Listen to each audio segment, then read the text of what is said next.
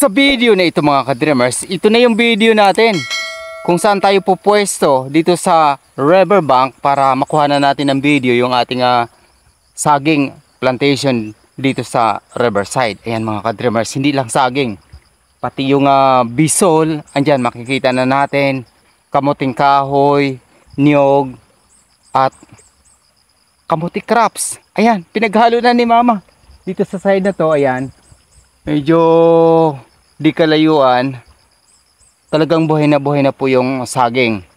At ngayon lalakad tayo papunta doon sa bukid para makita natin yung kabuuhan ng ating ipinunla, kung saan talagang nagsisimula na po siyang yumabong. Kaya samahan nyo ako, pababa muna ako dito sa pangpang. So dito tayo dandahan. Yan, so nakamaba na tayo mga ka-dreamers. Riverbank po talaga tayo. Actual footage para makita natin yung ating mga pananim. So yan sa itaas, ayan na yung ating mga puno ng saging. Parang dominant tuloy yung morado red. Mas madali siyang sumibol. So baka 3 buwan lang to, mamunga na to. Itong nauna na tong 12 times 2 is 24. Ayan.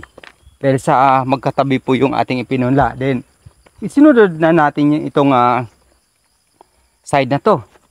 23 sa isang hilera. Tapos 10 naman yung latundan, kung di ako nagkakamali.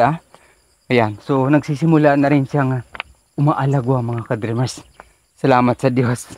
So ayan na mga ka-dreamers, kitang kita na po yung ating idinugtong na karagdagang punla ng saging na alignment. Ika nga dito sa riverside, dahan-dahan na po siyang nabubuhay. Ayan, salamat sa Diyos, kahit papaano ay nakikita na natin yung ating pananim dahan-dahan. Ayan, papunta po yan dun sa pinakamatayog na puno ng niyog na yan, yung ating ipinunla. Kaya salamat sa Diyos dahil sa ito na, ilog na mismo, riverbank. Kaya nagkakaroon po tayo ng karagdagang materyales. Naghahanap tayo ng alternative way na itong lugar na ito ay maprotektahan natin na hindi magkaroon ng landslide kapag madaanan ng mas malaking baha. Kapag malaking baha po talaga ay abutin po tong side na to.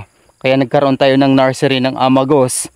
Kung mapapansin niyo sa aking nakaraang video ay meron tayong nursery ng amagos para maipunla natin dito. Pero yung saging natin ay sapat na po yan. Makakatulong na po yan para protektahan yung ating lupa na dumuos-os. Kaya yun yung pangunahing layunin natin dito, na magpunla ng mas maraming saging dito sa riverside. Lakad pa tayo mga ka-dreamers para makita natin yung kagandahan ng ating gawa sa pamamagitan ng ating pagsusumikap, biyaya at pagpapala ng Diyos na buhay. Amen. Ayan, halos kitang-kita na natin yung matayog na punong niyog. Ayan, sa likuran ko. Yun yung pinaka-boundary natin sa ating ipinunlang saging dito sa riverside. Akit tayo mga ka-dreamers sa ating punla para makita na natin. Dahan-dahan. So ito na, side na to. Praise God. At dahan-dahan, ayan na, nakikita na natin yung kagandahan ng ating mga punla ay dahan-dahan na po siyang sumibol. At yung ating mais, dahan-dahan ng nagkaroon ng penetration para umusbong. Pero hindi po siya kagandahan yung tubo nung binhi ng mais. Yung nakuha namin ay hindi po maganda yung binhi, kaya nagkakaroon po siya ng 15% failure sa pagsibol.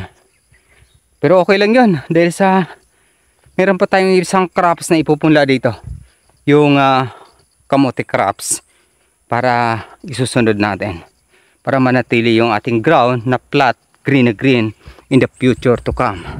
Kaya kung baguhan ka pa sa aking YouTube channel Dreams Visions TV, maaari niyo po akong tulungan sa pamamagitan ng inyong pag-follow at pag-subscribe. At sa hinaharap sa aking mga pangitaing panaginip ayon sa Biblia, mga tanda at kababalaghan bago ang dakilang araw ng Panginoong Hesukristo. Hanggang sa muli, maraming salamat sa pakikinig at pag-subscribe. Papuri sa Diyos, sa ngalan ng Ama, ng Anak, at ng Espiritu Santo. Amen. God bless. Thank you.